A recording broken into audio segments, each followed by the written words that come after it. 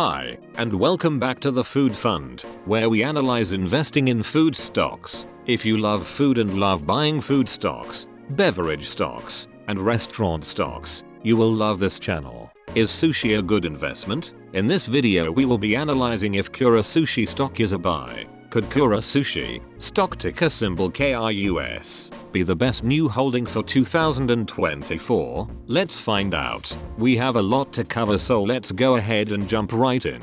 Cue the logo.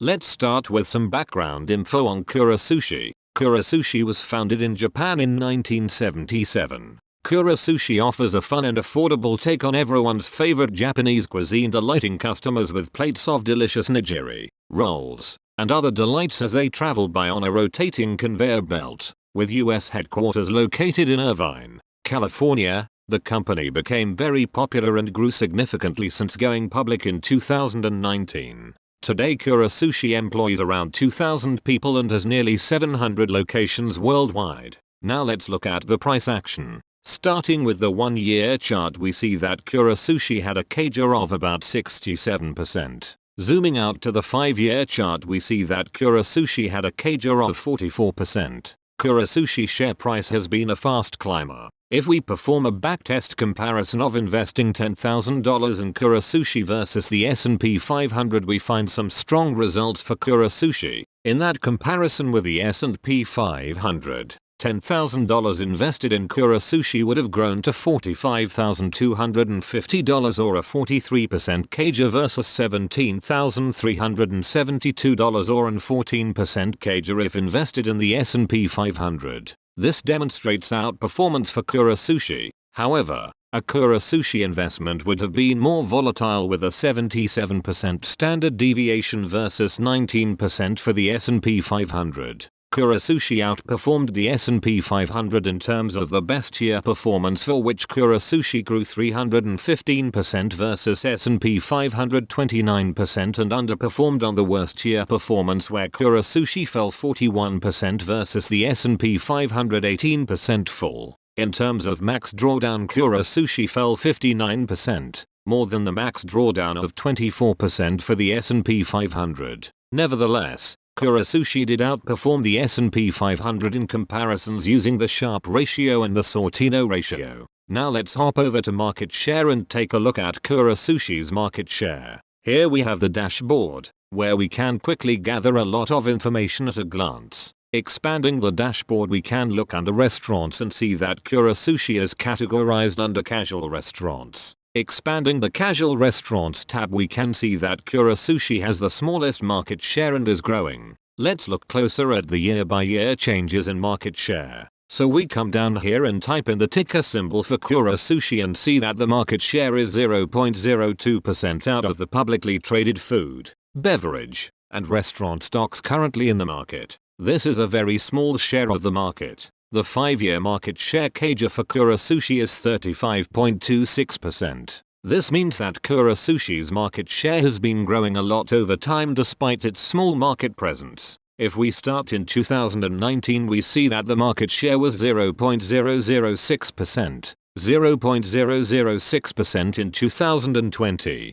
0.008% in 2021, 0.015% in 2022. And rose to 0.021% over the trailing 12 months. Kura Sushi has been taking market share very rapidly. Let's take a look at the fundamentals to learn more. Gross margin is 19%. This is on par with similar restaurant companies. Revenue has compounded at around 31% over the past 5 years and has reached nearly $213 million most recently. Everyone loves sushi. Looking at cash flow, we see a 34% CAGR over the last 5 years for operating cash flow, while capex has worsened at a 39% CAGR. As a result, free cash flow has shrunk at a 48% CAGR. While it is good to see Kura Sushi growing operating cash flow, they are spending increasing amounts on capex to expand. I would consider this part of the investment cycle for the company, but it remains to be seen if they can convert the expansion spend into positive free cash flow. Weighted average shares outstanding have grown a lot over the last 5 years. going from 5.5 million shares in 2019 to 11.3 million shares most recently. Kura Sushi has been diluting shareholders, with the IPO having taken place in 2019. Kura Sushi has been diluting shareholders through secondary offerings in order to stay in business. Now let's view return on invested capital. Return on invested capital has fallen from 5.1% in 2019 to -0.4% in 2023. This is not good. Kura Sushi has become less efficient over time. Another favorite metric is cash conversion cycle, a measure of operational efficiency regarding supplier and payer leverage as well as inventory control. Going from -12 days in 2019 to -4 days most recently, Kura Sushi has gotten a little less efficient over time. However, the negative value here indicates that the company does enjoy some operational leverage. Last, let's look at Kura Sushi's debt.